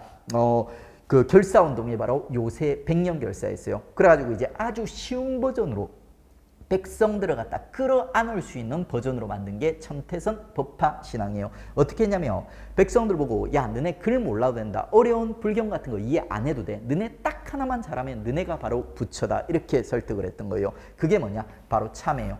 너네 매일매일 잘못한 거 있지? 그건 너네가 스스로 이제 참회하고 잘못한 것만 깨닫게 된다면 하루하루 바뀌어간다면 너네 자체가 부처이다. 어려운 불도 몰라도 된다. 하는 대중들이 참여할 수 있는 있지 않습니까? 쉬운 버전의 결사운동을 만든 거예요. 그게 백년결사예요. 백년결사. 천태종 계열의.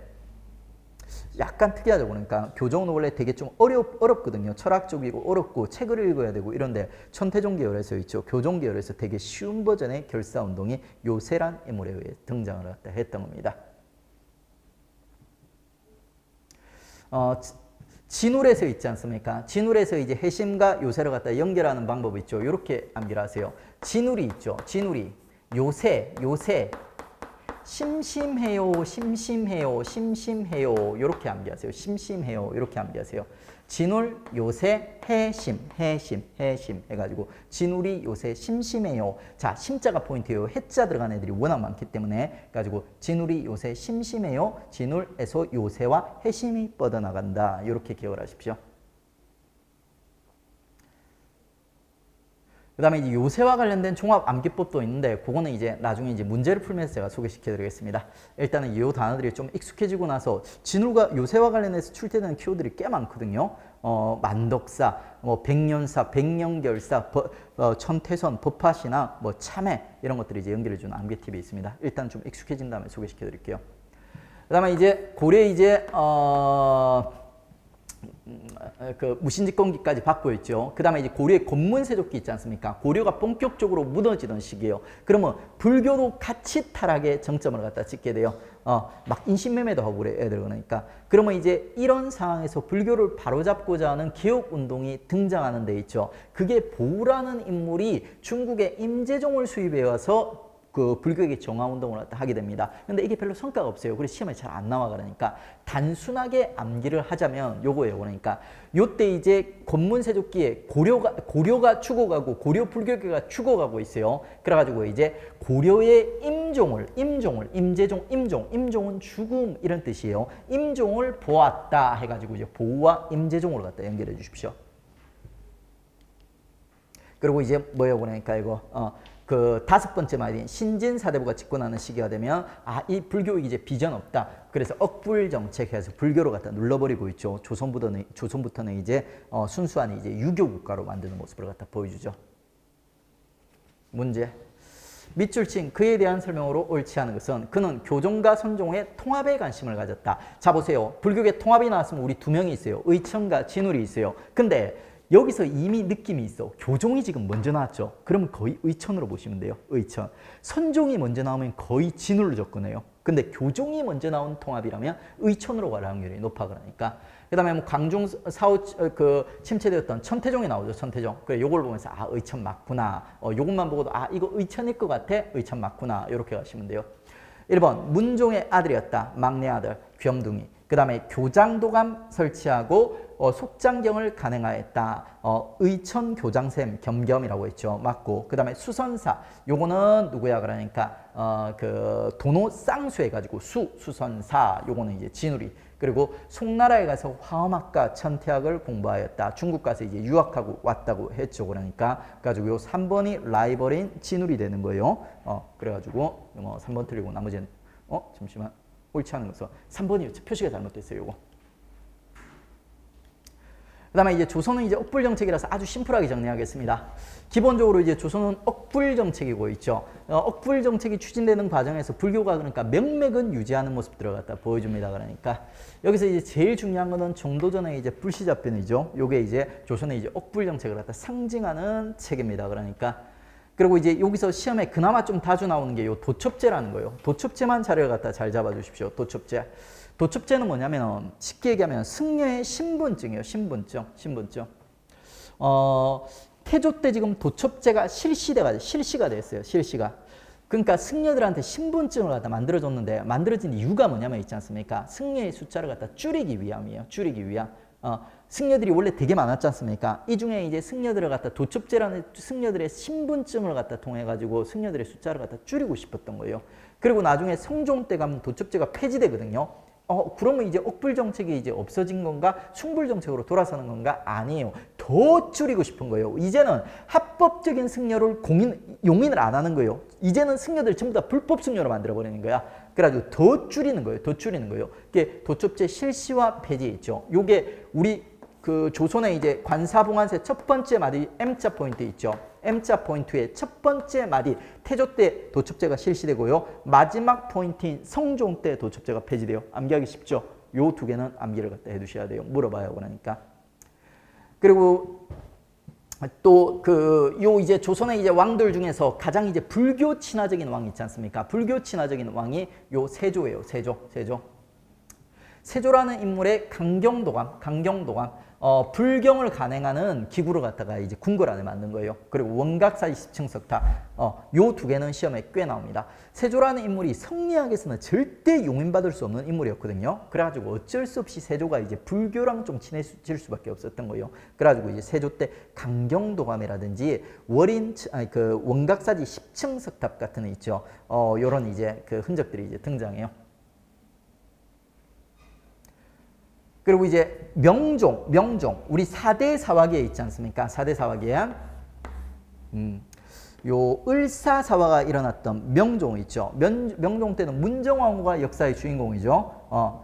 그 문정왕후 여성들이 종교 친화적이에요. 좀 그런 성향이 있어요. 그러니까 역사적 상황을 보면 이거 뭐 성적인 편견이라고 볼 수도 있는데 역사의 여러 가지 이제 그 실제 역사적 사실을 기반으로 해서 보면 문정왕후도 그렇고 명성왕후도 그렇고 불교랑 좀 친화적인 이런 모습 들어갔다 보여줍니다. 그러니까 문정왕후가 이제 불교로 갖다 지원해서 일시적으로 승가 부활되면서 있죠. 조금 이제 불교가 진흥하는 모습 보여주고요. 그리고 이제 임진왜란 때 의병장으로서 서산대사, 사명대사 이런 인물들이 또 활동하면서 불교가 또 조금 반짝하는 모습을 갖다 볼 수 있습니다. 자, 요 정도로만 정리해 놓으세요.